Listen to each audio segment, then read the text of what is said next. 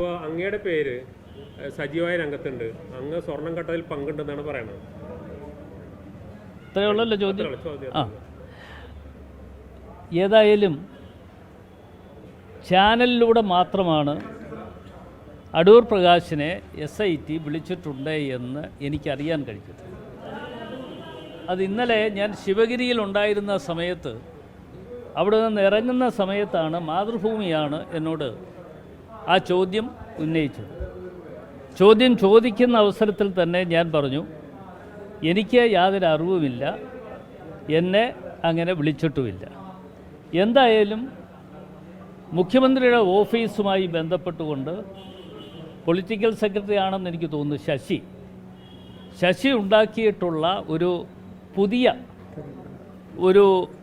ഒരു പണിയാണ് ഇപ്പോൾ നടന്നിട്ടുള്ളത്. അപ്പോൾ ശശിയെ സംബന്ധിച്ചിടത്തോളം ഇന്ന് ഒരു പക്ഷേ ഞങ്ങളെയൊക്കെ നേരിട്ട് അറിയിച്ചാൽ, എനിക്ക് ഒന്നും മറച്ചു വെക്കുവാനുമില്ല, ഏതവസരത്തിൽ അറിയിച്ചാലും അവിടെ എത്തുവാനും തയ്യാറാണ്. പക്ഷേ ചാനലുകാർ പറയുന്നതനുസരിച്ച് നിങ്ങൾ പറയുമ്പോൾ ഞാൻ SITയുടെ മുമ്പിലേക്ക് പോവുക എന്ന് പറയുന്നത് അതൊരു ശരിയായ കാര്യമായി ഞാൻ കാണുന്നില്ല.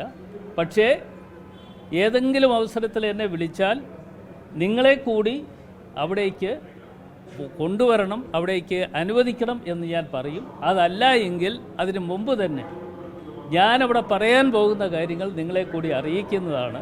എനിക്ക് യാതൊരു കാര്യത്തിലും മറച്ചു വെക്കാൻ ഇല്ല എന്ന് ഇത്തരണത്തിൽ പറയാൻ ഞാൻ ആഗ്രഹിക്കുകയാണ്. ഒരു ഭയവും ഇല്ല.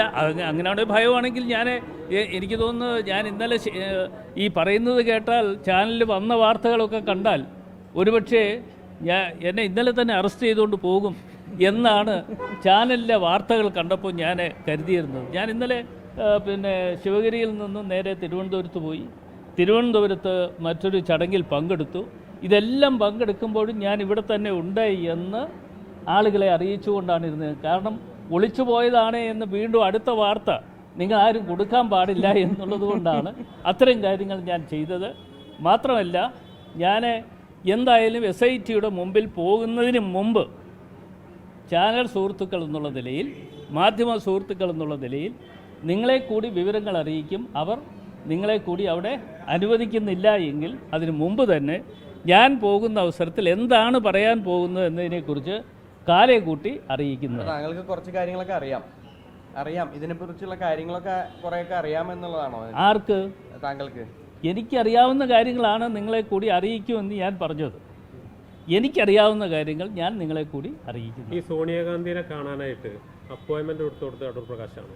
അടൂർ പ്രകാശ് അങ്ങനെ ഒരു അപ്പോയിൻമെൻറ്റ് എടുത്തിട്ടില്ല. നിങ്ങൾക്ക് പരിശോധിക്കാമല്ലോ, നിങ്ങൾക്ക് എല്ലാ സൗകര്യമുള്ളവരല്ലേ, നിങ്ങളൊന്ന് പരിശോധിക്ക്. അടൂർ പ്രകാശ് അവിടെ ചെന്നു എന്നുള്ളത് യാഥാർത്ഥ്യമാണ്. അതൊന്നും മറച്ചു വെക്കുന്നില്ല. അത് മറച്ചു വെക്കുന്നില്ല എന്ന് പറയുമ്പോൾ ഈ ഉണ്ണികൃഷ്ണൻ പോറ്റി എൻ്റെ പാർലമെൻറ്റ് നിയോജകമണ്ഡലത്തിൽ പെട്ട ആളാണ്.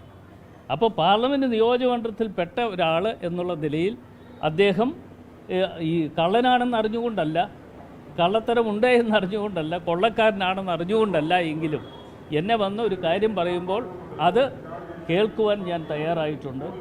മാത്രമല്ല, ശബരിമലയിൽ നടന്ന അന്നദാനവുമായി ബന്ധപ്പെട്ടുകൊണ്ട് എന്നെ ക്ഷണിച്ചിരുന്നു, ഞാനവിടെ പോയിരുന്നു, അതിൻ്റെ ഉദ്ഘാടനം ഞാൻ നിറവേറ്റിയിരുന്നു എന്ന കാര്യങ്ങളൊക്കെ യാഥാർത്ഥ്യമാണ്. ഇനി പറയാനുള്ളത്, നമുക്ക് അന്ന് SIT വിളിക്കുന്ന സമയത്ത് നിങ്ങളെ കൂടെ വിളിക്കും, നിങ്ങൾ വരണം എന്നുകൂടി. നിങ്ങളുടെ എല്ലായിടത്തും തിരുവനന്തപുരത്തായിരിക്കുമല്ലോ വിളിക്കുന്നത്, എവിടെയാണെന്ന് അറിയില്ല, നിങ്ങൾക്കെല്ലാം അറിയത്തുള്ളൂ. വിളിക്കുന്നത് എവിടെയാണെന്ന് വല്ലതും അറിയാവോ? അത് വല്ലതും അറിയുന്നുണ്ടെങ്കിൽ എന്നെ കൂടി അറിയിക്കണം. എന്ന് വെച്ചാൽ എവിടെയാണ് ഞാൻ കാണേണ്ടതെന്നതിനെക്കുറിച്ച് ഇപ്പോൾ ഞങ്ങളുടെ പാർട്ടിയുടെ ക്യാമ്പ് 3, 4, 5 വെച്ചിരിക്കുകയാണ്. ആ ദിവസങ്ങളിലാണോ വെക്കുന്നതെന്ന് അറിയില്ല. എന്തായാലും ഒരു സൗകര്യപ്രദമായ ഒരു ദിവസം വെക്കുകയാണെങ്കിൽ ഞാൻ അവിടെ എത്തും എന്ന കാര്യത്തിൽ. അതുകൊണ്ട് എങ്ങും ഒളിച്ചോടി പോയില്ല. അടൂർ പ്രകാശ് ഇവിടെ തന്നെ കാണും. ഇവിടെയല്ല ഞാൻ പറഞ്ഞത്, എൻ്റെ നിയോജകമണ്ഡലത്തിലുണ്ടാകും.